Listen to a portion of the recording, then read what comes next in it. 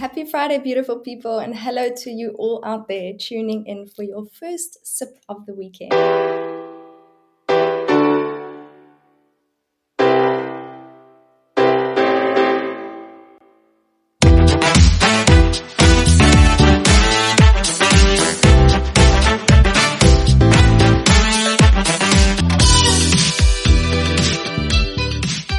You're tuned in to your happy hour with Friday Feels.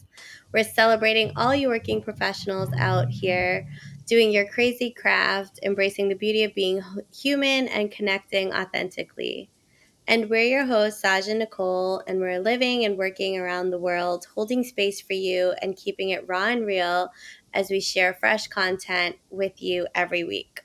Follow us on LinkedIn at Friday Feels and Instagram at These Friday Feels for updates throughout the week. In our last episode, we discussed blissful boundaries and what this means to us personally and professionally. And if you haven't already, check it out. And then get ready for a really exciting topic this week as we expand on what we are discussing, this theme of the month. You cannot set and hold your boundaries if you do not know yourself. So this week we are delving into uncover what this means. Know thyself. And with it being the month of celebrating love and relationships, we have a dear friend and fellow working professional joining us today. So welcome to Approach Coach Tim Bray, all the way from Austin, Texas, on air with us to speak about boundaries in relationships and wherever they may occur. Hi, Tim. Welcome to the happy hour. Thank you so much for having me. I am so blessed to be here with two lovely ladies on a beautiful Friday morning. Well, we're so excited to have you, and thank you for joining us. And maybe you can start off and just tell us a little bit about what you do, why this topic is important to you, and just kind of what it means to you. Yeah. Boundaries are one of the most powerful lessons that I had to learn. Boundaries are just so incredibly powerfully transformed my life in so many ways. So, yeah, getting to learn boundaries. It's not just about having the people in your life treating you the way that you really want. It's also kind of a superpower. Really, the way I think about it, it's very much of a definition about who you are, what you stand for in the world. And from that, it feels to me that you're just really able to express yourself to a much deeper degree. So it's a super powerful tool. It's certainly worth looking into for both women and men in the relationships. And we teach a big part of that in our program at the Art of Approach. So love the topic. Tell us a little bit more about the Art of Approach. What is that about? So it's a 3-month program that basically takes we're focusing on guys. Eventually we'll be working with women as well. But basically that early part of the dating pipeline where you're trying to find dates, you're trying to meet new people. And this is something that I struggled with a lot throughout my life, having the courage to go up and talk to whomever I want to talk to. And since it was such a struggle for me, and since I did have to break through a lot of barriers to get to the place where I can do it, where I feel comfortable, I felt that it was probably something that a lot of other people struggle with as well. And surely it is. So in our program, we teach men at the moment how to be effortlessly and fearlessly able to approach any woman that they choose. And how to do it the right way, so that you're not coming off like a creep or you're not infringing boundaries, as we talk about in this episode. So that's the basic gist of it. That's awesome. So how did you get into this business? Where did you start? Tell us a little bit about your journey and what brought you here. Sure. I was always fascinated with human relationships from a very early age. I was bullied a lot in school. I had to really, there's some stories as far as like having to overcome that and how to put myself into a better social circle in high school. I don't know if you want me to get into that one. It's quite a dramatic story, but I think you probably do. Oh boy. I think there's some boundary stuff in there, but I'll try to be quick about it. I was a sophomore. I was in a group of friends that were left over, some friends that were very abusive and would like throw stuff at each other at lunch. And I was sitting here with these guys and I'm just like, oh, why am I even here? I don't belong here. I don't want to be with these type of people. And we would go and have lunch at this general cafeteria. But in my high school, there were two cafeterias. One was more for like the elite people, and the other one was just more of a general cafeteria. I was in the general cafeteria, and so I ended up meeting this one guy who introduced me to some people in the elite cafeteria. I didn't really connect with these people, but he brought me over there. And so I ended up going over there every time afterwards because I just couldn't stand being at the other cafeteria. And I would sit at their table and I wouldn't speak a word. I was just like totally like frozen and shy the entire time. And I would go there and I would save seats for this table because the seats in the cafeteria were very limited. So I would go over there and I would like hoard the seats, and so other people couldn't get them. And then all of those people from at that table would come in, and I wouldn't even be able to get up and get lunch because I think I tried to do that once, and they actually gave up my chair.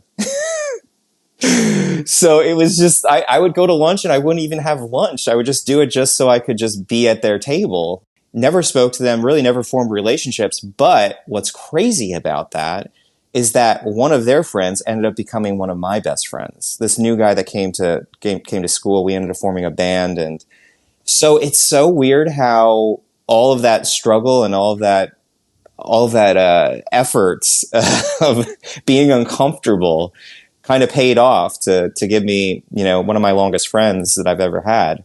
So, throughout the rest of my life, I still struggled with this. I still struggled with feeling not worthy and not capable of really having the kind of people in my life that I wanted. It was a slow progression towards finding my tribe. And the same thing with women. Throughout my 20s, I didn't really date. In my 30s, I found the gift of, I don't know if it's a gift. I found the crutch of alcohol that would help me go and approach women, and that worked really, really well in my 30s. I guess you could say, maybe partly yes, partly no, but during the pandemic, I had broken up with a girlfriend, and I was having so much difficulty with dating apps. I felt like I reverted socially during the pandemic because I was so neurotic about everything during the pandemic.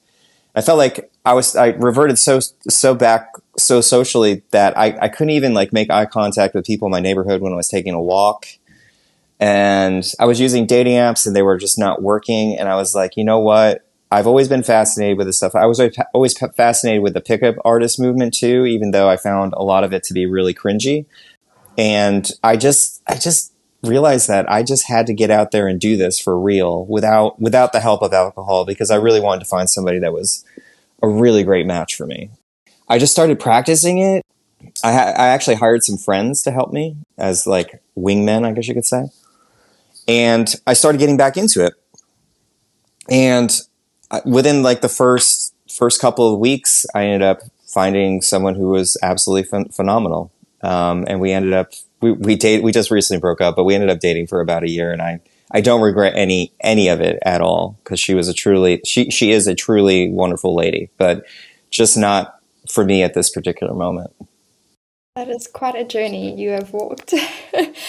And it's really one of, like you say, stepping into your own worth, knowing yourself, and being able to also see where you've maybe created boundaries and limits in your life, that aren't necessarily blissful for you. Or like you say, where you extended your bubble to create friendship groups that allowed different things into your life that were blessings. So it's such an interesting journey to really to yourself and standing in that. So yeah, just kudos for walking that and being brave to put yourself out there. It's always daunting.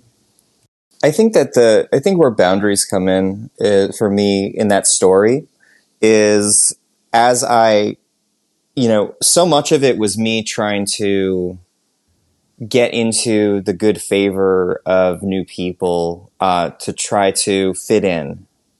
And I think, now that I'm coming into my own power, I'm realizing that I have to create those boundaries because, it basically turned me into a people pleaser. So creating those boundaries is actually giving me more autonomy, more independence, and really defining who I am now. And it's been a long road. Is it too long of a road? I don't know, but I think the people pleasing aspect is a big part that we touch on, right? And I know I've definitely experienced it. And I notice a lot of times when I have to set boundaries, it's me sitting there saying, who am I doing this for?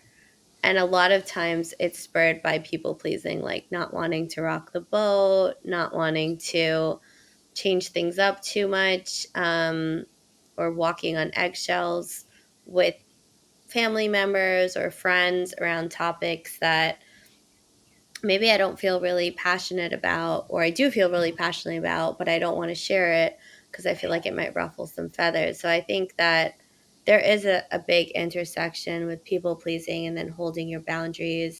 But I think it's just really interesting in the story that you shared that you recognize that, and you recognize that you were different from that and you were looking for another way to kind of connect with others. Is there kind of a spillover effect from personal to professional when you're doing this coaching? without a doubt. I mean, having the freedom to go up and approach any woman that they want opens up a lot of other doors in other parts of their lives.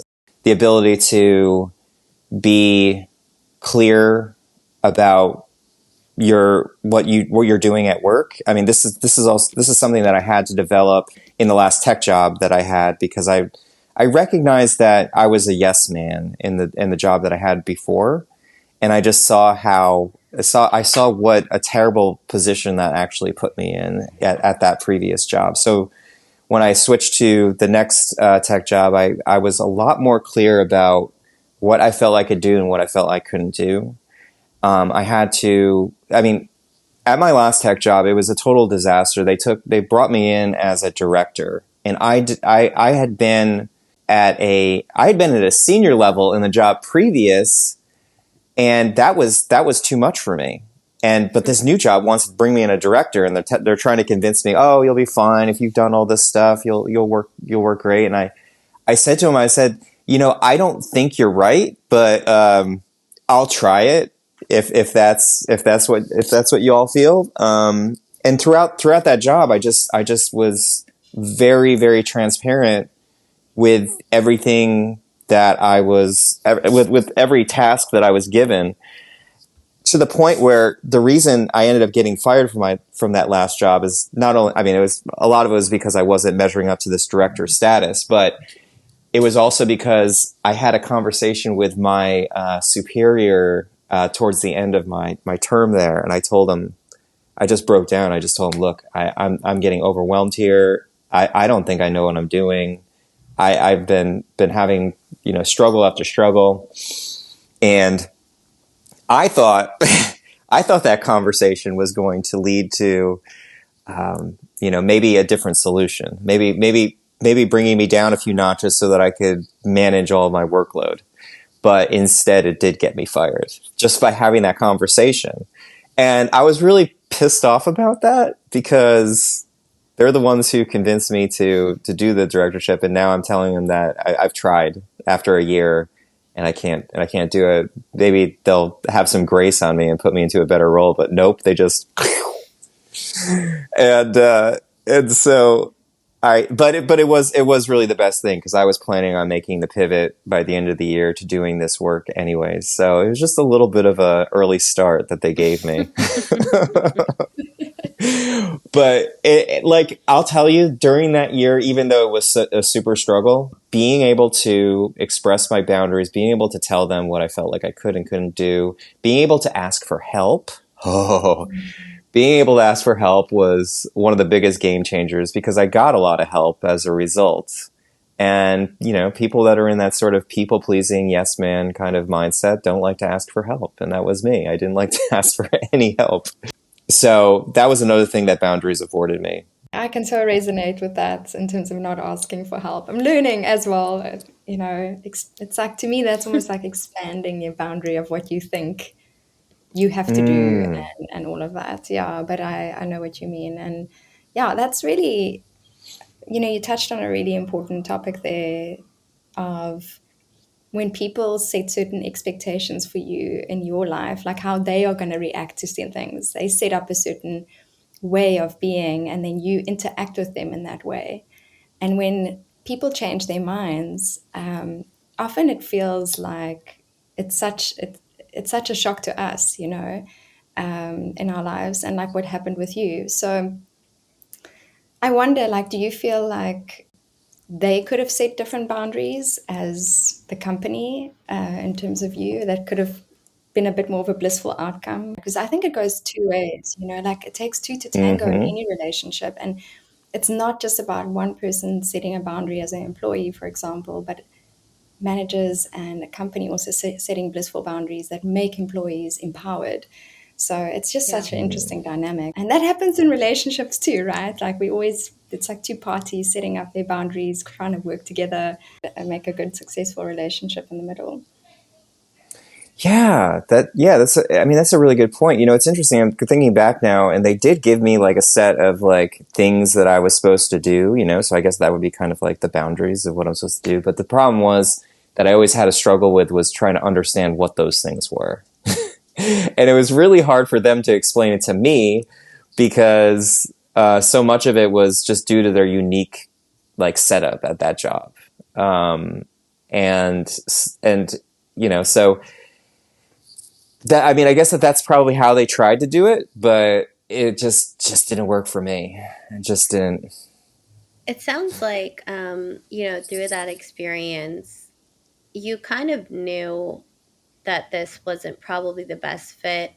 And you felt like because you voiced it early on, you felt like they would support you because you mentioned that earlier. It's not like you went in and you said, yeah, I can definitely do this. And then when you didn't measure up to the KPIs that they set forth, then it's on you. You mentioned and you were vulnerable in saying that, hey, this is not actually, my forte, but I'm going to give it a shot because you believe in me and I will give it my best shot. And that happens a lot at companies. I've seen that happen a lot. I've heard stories. This is very prevalent where they'll gas you up, give you everything, give you the perks, give you the insurance and the salary and the coffee and the co-working space and whatever it is and the gym membership. But at the end of the day, if you don't hit sometimes the standards, and this is where a lot of people say, like, we say this on so many of the podcasts where it's like people don't live a toxic workplace, they leave toxic managers. Because if your manager can almost like, you can have that one-on-one, you can be vulnerable, you can share, this is where I'm doing well, this is where I'm not. A lot of times when you're not doing well, I can say this from personal experience, I know I'm not doing well because you're hearing it, you're seeing it, you're trying, it's not working. So it's not like you don't know, but you also need a manager, someone to coach you, or some sort of other information in order to get you to that next level. If you don't have that support from your team, I mean, you're at a director level, like how many other levels are there after that? So there's so much there, right? And it's really unfortunate because I feel like sometimes they lose really great talent who they just haven't figured out how to harness that talent or how to work with that talent in the way that benefits the company and the person. So I'm really sorry to hear that, through that space of vulnerability, they still didn't choose to either do the right thing or do the human thing. And so, sometimes there's clarity that comes there where you're knowing exactly what you want. And I think that's a gem that you probably can take out of that experience is whether or not the workplace accepted you, you for yourself decided that, hey, this is where I want to be. This is who I am. This is what I can do. And now you have a whole business out of telling people how to do that. So that's awesome. Yeah. But I think, I think the ultimate boundary was just recognizing that work was just not the thing for me. And that having to lay that boundary down was, it was a very terrifying thing, because I still rely upon my parents' approval in a lot of ways, and it's very hard for them to see me going off into an entrepreneurial role. They don't have any experience with that, really. But creating that boundary for me at that job, I mean, even though things didn't work out, even though there were some things that were very questionable as far as letting me go and not really supporting me. I was actually just so relieved. I just couldn't wait to get out. And I think back to all of those roles that I've had, and I'm just, on my entrepreneurial journey, things have not been easy, but there has not been one moment where I'm just like, oh yeah, I'll just go back and do design at tech. Like, that is just the last thing on my mind. And it's very hard to own that boundary and to really say that that's the way I'm gonna live in the world, because it's pretty scary. Someone that I often listen to on YouTube talks about everything that is going to help you grow, everything of where you want to go is beyond that you already know. It's beyond that bubble. It's beyond that boundary. And I think in a way we pull things into our lives that help us get beyond, like you probably pulled that job into your life so that you can have that experience, so that you can go into your journey and know yourself and find yourself. And it doesn't make it easy. I feel like we're all kind of in the same boat right now in terms of entrepreneurial journey out of corporate. So we can all sympathize with each other's challenging moments.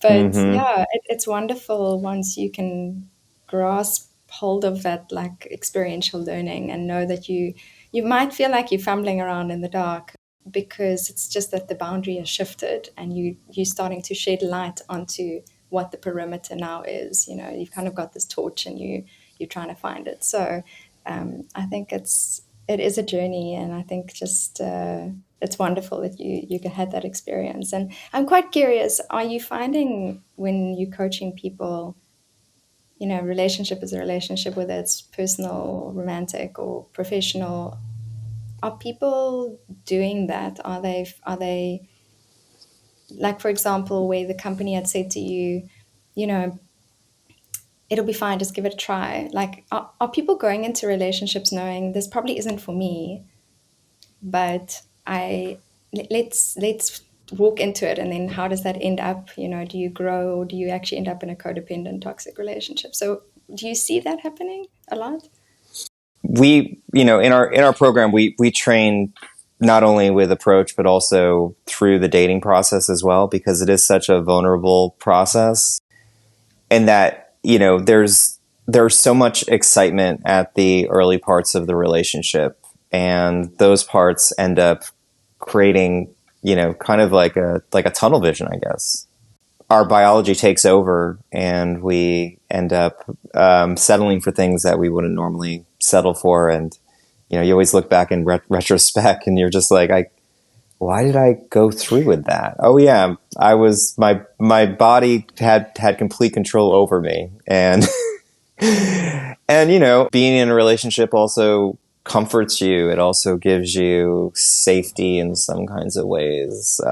It keeps you out from the world of dating. Like, a lot of people are so ready to jump out of the dating world before they even jump in. One of the most common things that, because I have had both women and men come to me in the coaching, and one of the biggest things that both of them say is that they're like, I'm ready for a relationship right now. I'm like, no, you're not, dude. Like, you got to go through the dating process if you want to find If you want to find a really good partner, you have to go through with that process. I mean, otherwise it's just like hiring somebody just directly off the street, to some degree. But they want that safety and security. They want to be done with the trials and tribulations of dating, because it's very much an adventure, but for a lot of people it's an absolutely frightening adventure. It's hard for me to also coach during those times where they're feeling that excitement, because I want to feel that excitement with them. I want to be on their side. I want to cheer them on. But, recently one of my clients, well, Will, who is my partner in the business, but also I'm still coaching him. He found a woman after a whole lot of dates that was really, really excited about. I haven't seen him excited about a woman in so long. So with this woman, he had a ton of excitement going into it. And I got into that excitement with him. And we found that things were not as clear as maybe he thought that they were throughout the entire thing. And I noticed at different points of the coaching that I was telling him that I was actually apologizing to him, because I was like, I feel like my cheerleading about how excited you are about this girl is also setting you up for big disappointment at the same time. So I told him, I said, and we talk about this with approaching. The success of the approach isn't how well the approach turns out. It's not based on if you get their number and you actually get a date from it. It's really dependent upon how do you perform? How real are you? How authentic are you in that interaction? Do you say the things you want to say? Do you act the way you want to act? Do you feel the way you want to feel? That's really the true measurement, because you cannot control the way that they're going to react. You cannot control what's going on in this wonderful woman's life that Will was getting pretty excited about for a while. You can't control what's going on with them, but you can control what is going on with you. You can be in charge of that.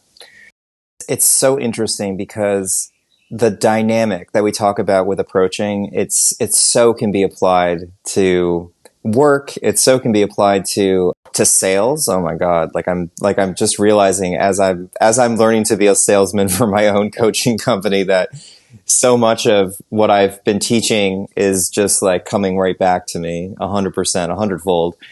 If I can talk about it just through the lens of approach and just see how it applies to all of the other things.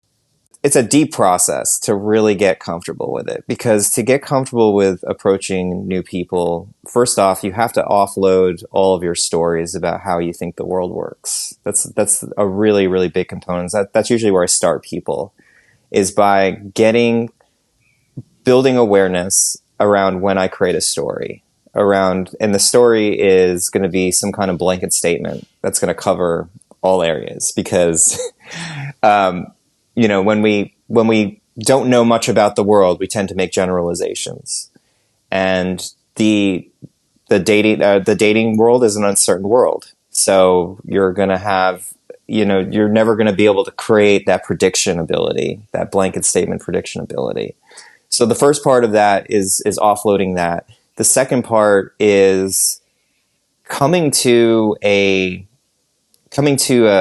grounding anchor point within yourself, where you actually know what your desires are and you know what kind of person you are.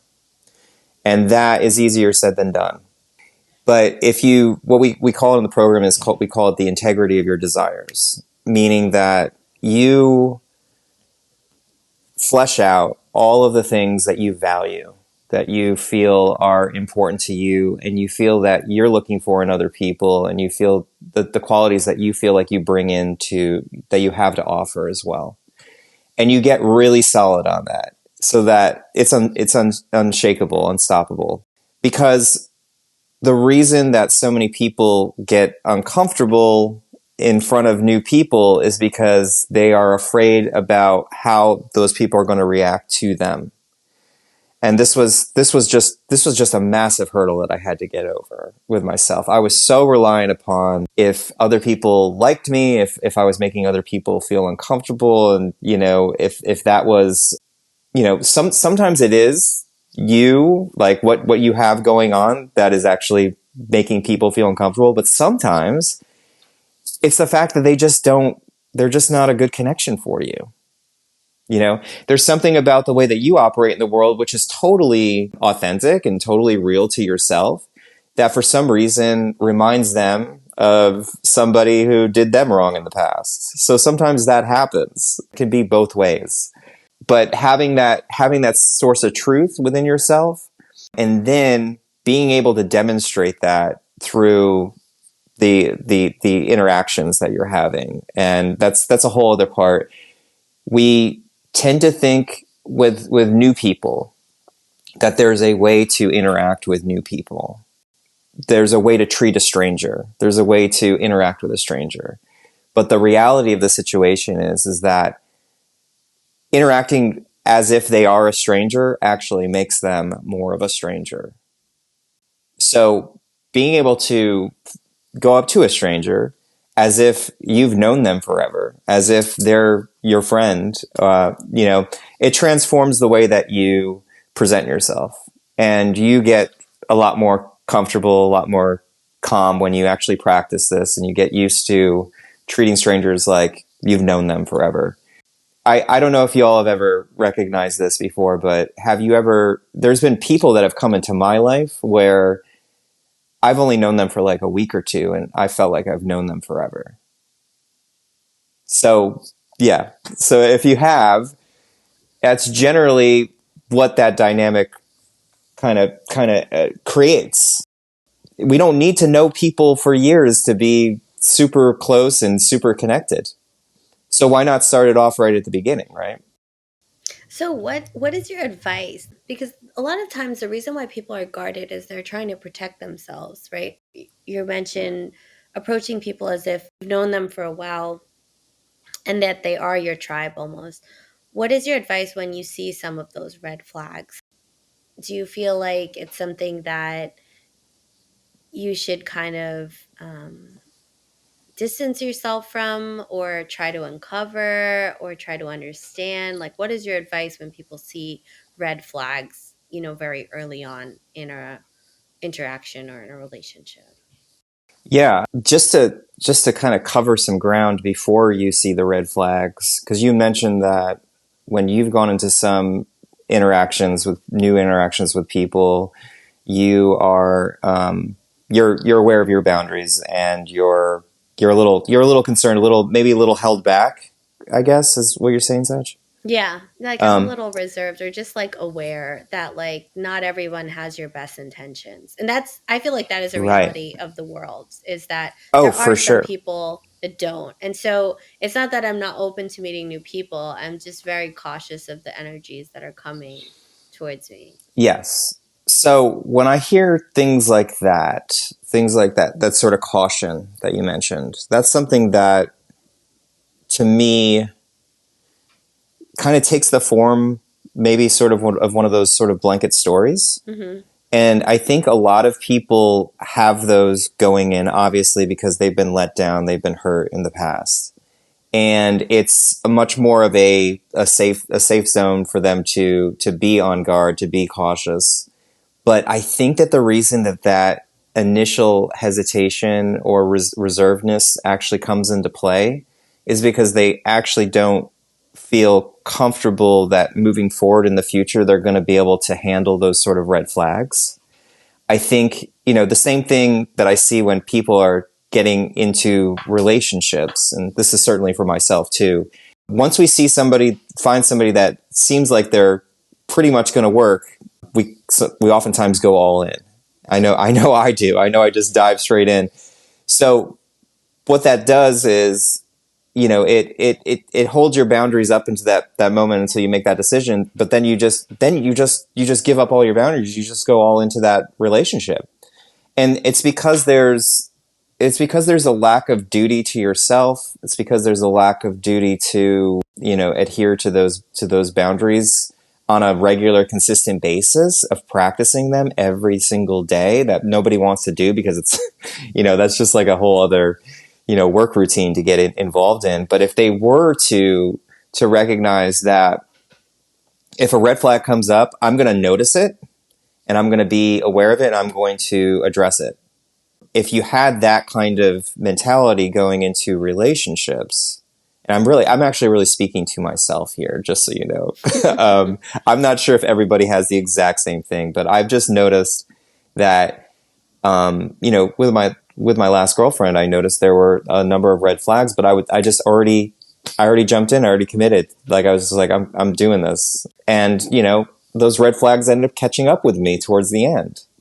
So I think it's a lot of it is because we are not really bound to the routine of being red flag aware.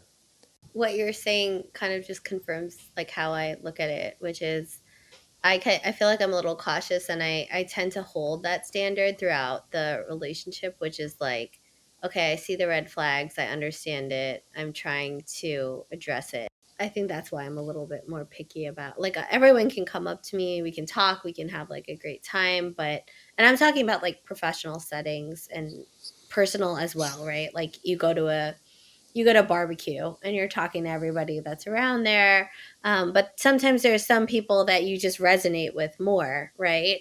But I'm still guarded in all those situations, and for me it's like, if you don't come with the red flags, then I can be an open book. But as soon as I start seeing them, like counting them, and I'm like, okay, didn't like how you explained like your relationship with your best friend on the first time that we met, because now if we become friends, like, you're probably going to just throw me under the bus the way you did before.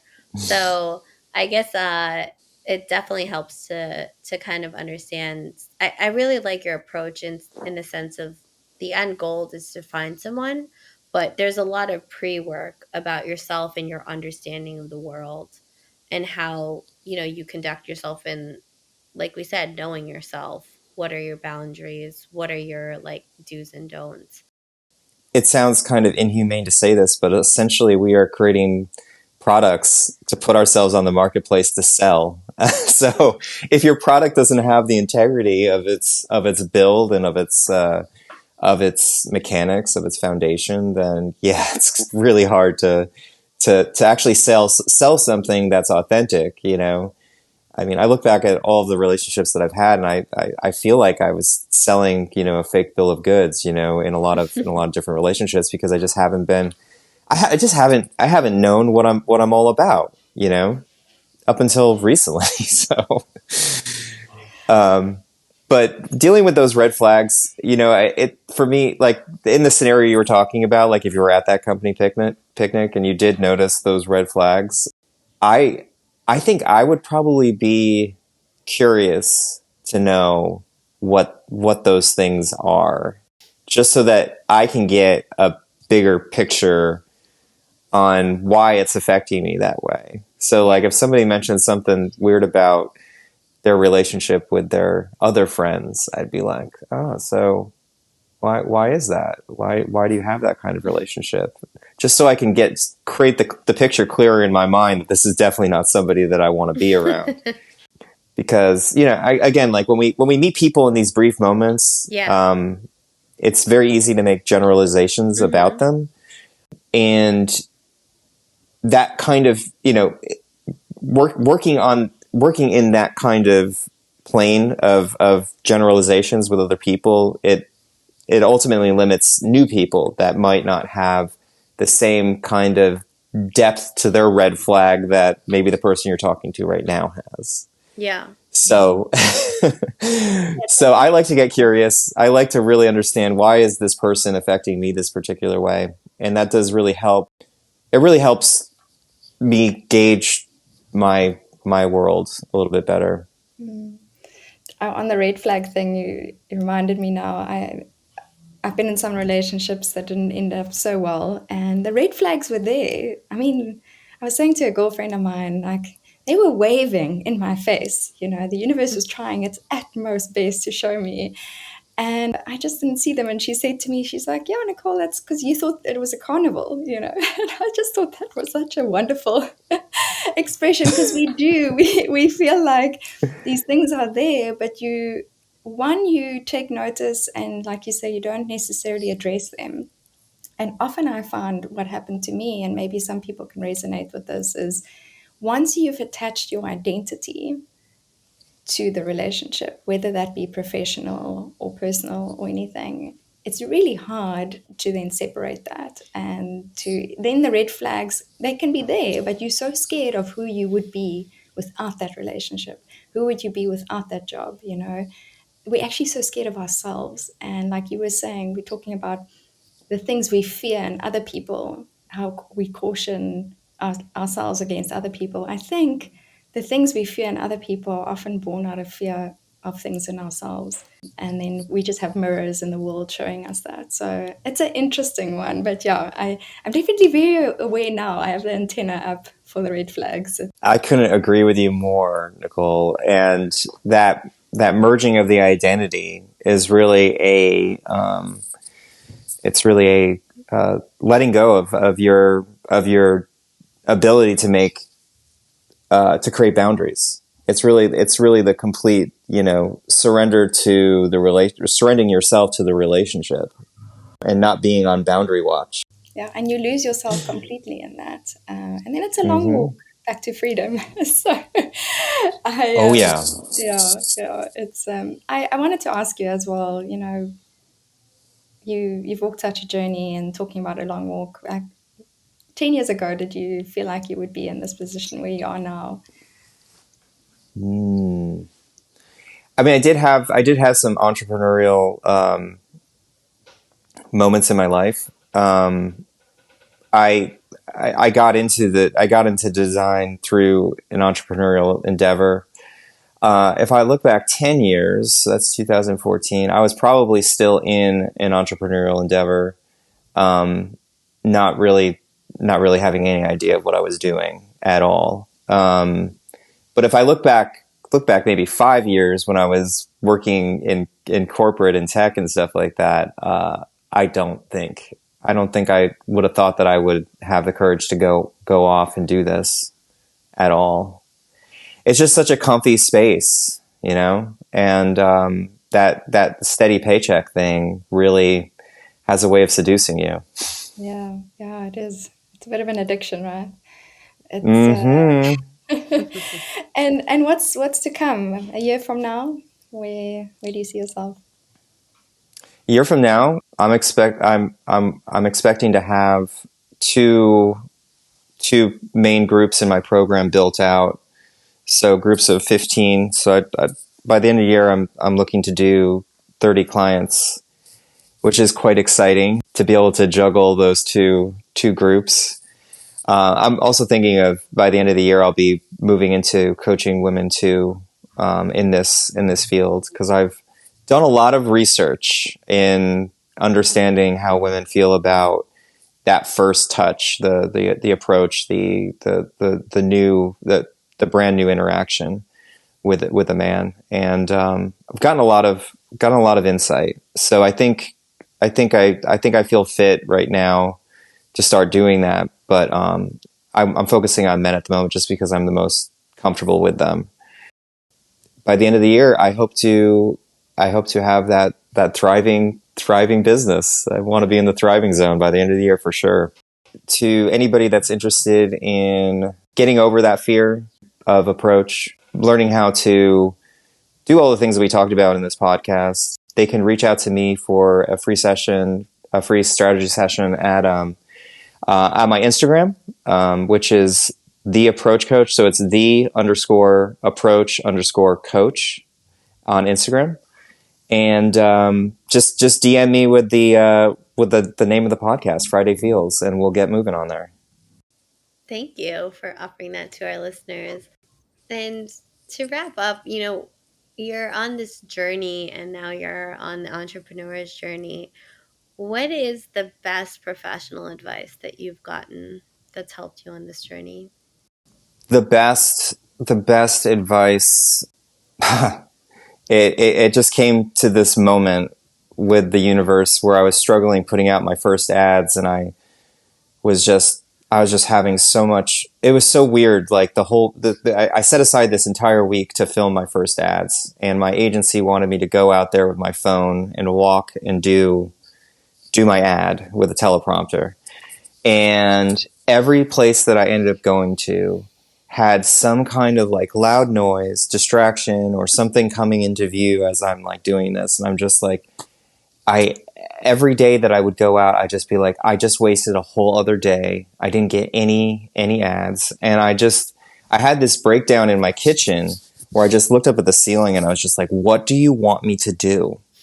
And the first thing that the universe told me to do was to brush my teeth. And so I went and brushed my teeth, and it's like, now go work out, go do your meditation, go do your breath work. I hadn't been doing that. It's like you need to, your main priority, your main job is to take after yourself and let me do my work instead of you trying to think you have to control everything. So that has been my practice for the last couple weeks, and it's been a huge difference in my stress levels. Is just understanding that I can't hold all the strings in my hands. I can't be the puppeteer over everything in life. I have to give some of that up. I have to let the world do its thing.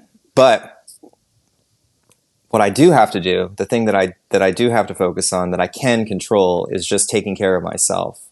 Because if I can't be my best self to the clients that I get on my phone, then, what good is that going to do? I have to be the mark to aim for. That is so No, that's powerful. awesome. I love that. I feel like that's your gem of the week. So, Sash, do you want to share a bit of where you are, and like as well? We're all in interesting places this week. What's been your Yeah, so gem? this week I'm working from Trinidad and Tobago. So that's where my family originally is from. And I'm here for the week of Carnival, which is the biggest week here in this country. A lot of foreigners come in, and it's really exciting. It was actually a really last minute trip. We just decided last week not to go to actually play in the carnival, but to go to some of the fetes and the events. Um, and yeah, it's been a whirlwind again of actually. So normally we spend like 6 to 8 months planning this week when we do decide to go for carnival, and we've gone a few times. And it'll be like my boyfriend and I and our friends, like our extended friend groups. And it takes a lot of community and grabbing people together to actually execute on this, because it's not like you can just book everything, electronically online.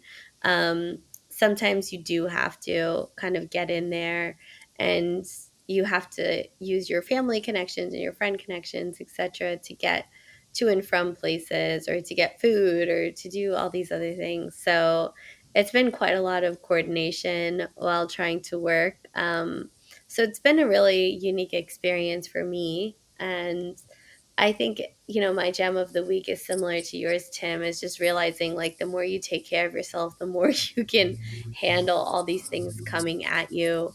Um, and it sounded fun to be spontaneous, and it has been fun, but I also am the type of person that likes to kind of do all the purse strings and hold them. And so going with the flow is a big hurdle for me on this trip. It's been fun and hectic and enjoyable. Um, but I realize there's a lot of work that I have to do on that front, and kind of launching into 2 new businesses as well has been quite a lot. But the one thing that does, keep me going is that I still feel really passionately about these businesses and the partners that I'm doing them with, and the podcast. And so it always makes me really happy to like hop on these calls. And that's where I am this week, and that's my gem for the week. What about you, Nicole? I am in Cape Town. I landed very late last night, so took a flight back home just for a couple of weeks to get some admin done and see friends and family. And it's been a very strange feeling, to be honest, coming back here after everything that's happened, a whole year and a bit later, feeling like a whole different person and more in touch with who I am, and yeah, coming back to a city as a tourist because I'm not even staying in my own home. It's home exchanged out, so I'm like living a little tourist life in my own city. And just that realization, like I got through customs last night and I didn't even notice, but I was standing in the foreigners queue. I could have gone through it straight through with the South African passport, and the customs lady looked at me and she's like, "What are you doing? Like, everyone else is home already," you know? So I think it's this, that knowing that life's changed a lot, and it brought up a lot of emotions, but it's all good, and just helping to kind of ground where I am in my life now. So Cape Town is so beautiful. It's so hot and lovely, and I'm just looking forward to all the connections here this week. And I do miss Gracie already, but she's happy with friends, so it's all good. We've had such an amazing conversation. Thank you so much, Tim, for coming on and sharing all of that and being so open, you know. My pleasure. And as it is the month of love, we do send you all lots of love. And we hope that you are setting blissful boundaries for yourself. Yeah, and we'd love to hear from you. So please share your thoughts on this topic by engaging with us on LinkedIn at Friday Feels and on Instagram at These Friday Feels. And remember to tag us using hashtag These Friday Feels to share your stories. And, you can work with us or potentially have us broadcast Friday Feels from your space. So check out our website. And we're live on all platforms. Listen to us: Spotify, Google, Apple, and Amazon. And next week, we're going to make the circle bigger and think about what happens when the things that you want to exist just beyond the limits you've put in place around you. So, what happens if you expand your boundary, your circle, and your energy? But until next time, that is our mix for today. We've had so much fun mingling with you, and we wish you safe travels into your bed, into the night, and into this awesome weekend. So, see you next week, and keep it real.